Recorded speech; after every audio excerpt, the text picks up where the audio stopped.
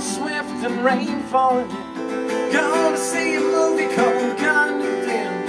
Pack up your money, put up your tent in the wind. You ain't going nowhere.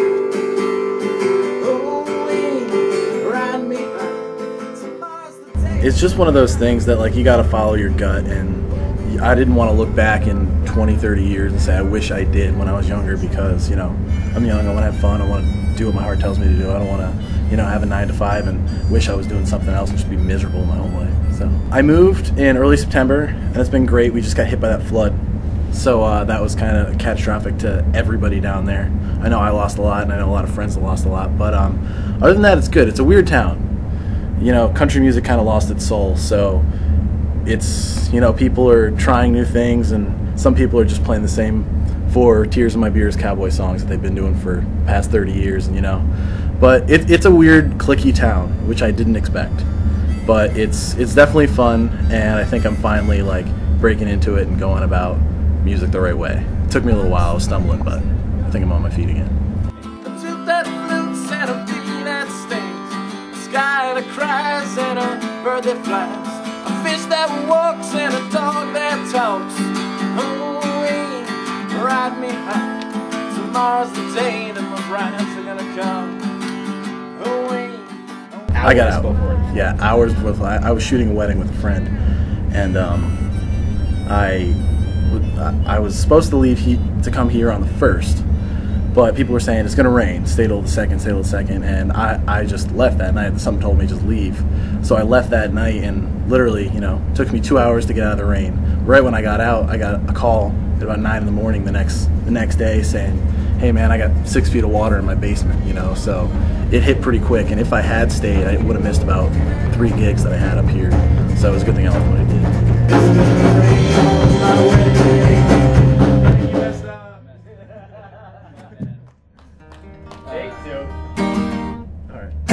Let my kid set up. Yep. Alright, good? Alright. 2, 3, 4. It's gonna rain on my wedding day, and I feel fine. It's gonna rain on my wedding day, and I don't even mind. My style's always kind of changing, and I never really know where it's going or how. I hear something in my head and it never really comes out the way I want it to. But, you know, I'm satisfied with it. That's probably because I'm not a very good guitar player. but there's definitely, I mean, you can walk down the street and someone will say, oh, he wrote this song for that person, and they wrote this song for that person, and everyone down there's a rock star, at least they think so, you know. So it's definitely hard to write music that you want to write when you're so influenced by everything that's going around you, you know. So I wouldn't say it changed how I wrote songs, but it definitely changed how my thought process about writing songs, because there's people down there that have never picked up a guitar in their life and get royalty checks every weekend and just sit around at home, and they wrote one song 30 years ago and they're set, you know. So it definitely changed my thought process about writing songs. When on a Monday and you won't be there,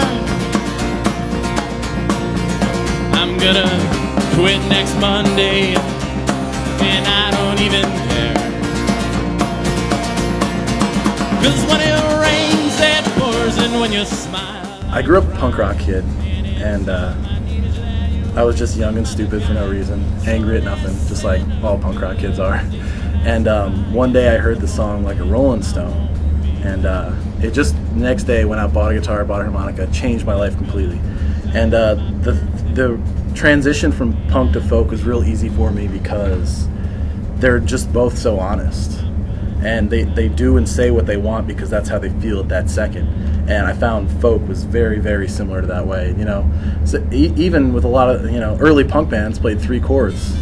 Bob Dylan didn't do anything different. He just wasn't plugged in, you know. He didn't have a mohawk. So it was a really easy transition for me. And like I said, it's the honesty that, you know, really sucked me in and kept me wanting more. Hey, hey, America, how have you been? Are you still chasing those shots with cigarettes? Are you still drowning in sin? You put the state on the corner, won't give a quarter. Actually, it's no longer going to be Matt Burke and the 9/11 Pilots. It's just going to be the 9/11 Pilots, and we want to start a punk scene in Nashville. So I am starting a punk band called the 9/11 Pilots, and actually Frankie, who played with me on the session, he's going to be the bass player. He's moving down to Nashville with me, and we have another guitar player and a few drummers pending. So we actually have about 6 songs already done, and we already have recording time set up. So 9/11 Pilots will be a band in the near future. We're not doing it, I mean, in my opinion, like I said, it's the honesty. Like, punk rock is supposed to be offensive. That's, you know, like I said, young and pissed off for no reason.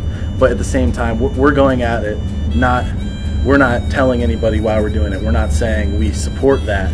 We might mean the pilots that flew the actual plane, you know, that got killed or held hostage or whatever. We might mean, you know, the guys who took over the plane.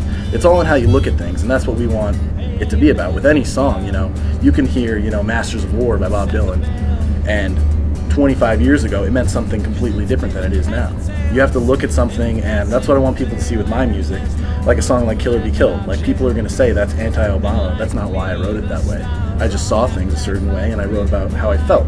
You know, people are always going to tell you what they think they hear, but that's not necessarily what's there. You got to read between the lines, and that's kind of what we want. Like, we want people to say, that's crazy, that shit, like, why would you do that? And it's them being sensitive, not us, like, forcing them to think that way, because we never told them how to feel. They just felt it on their own. And I pity our boy overseas, 'cause back here it's still kill or be killed. Yeah, back here it's still kill or be killed.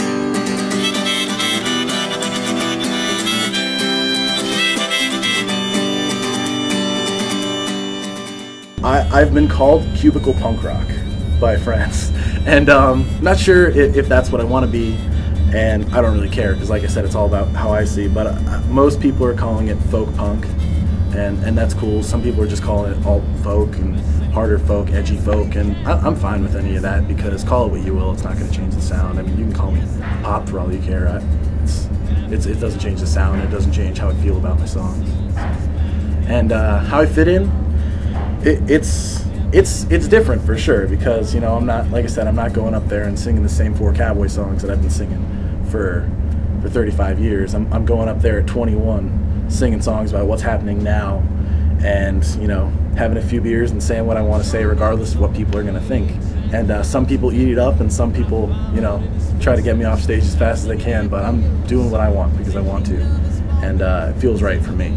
So I couldn't be happier with the move I made.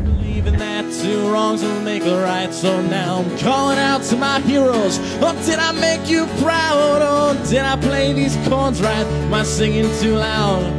Will anyone remember? Will any of you care? Frank is from the UK, and I relate with him a lot. He was a punk kid growing up, sang in a punk band called Million Dead, and they broke up, and after that he started doing solo shows, and it took him about 5-6 years before anyone even cared. And now he's going on tour with Green Day. He just finished touring with Flogging Molly, The Offspring, Sum 41. He's just this punk kid who went folk but kept the edge, kept the attitude, and like he said, like in one of his quotes is, punk rock never lived up to what I hoped it would be. So he kind of just took on this new genre that people are claiming him like the king to be. People are saying I'm kind of doing the same type of deal, but I met him at a friend's basement in Philadelphia, and then a few months later in Nashville, and then a few months after that in Memphis. And every time I see him, you know, runs up, gives me a big hug, and buys me a Jaeger bomb. But he's a great guy. He deserves it more than anybody else. I mean, last time I talked to him, he doesn't have a car, he doesn't have a house. He's literally on the road most of the year, you know, and he just does his thing, and he couldn't be happier, you know. So I support him through and through. He's a great guy, and he's shown me nothing but respect. So, pretty cool. I am in what I've done.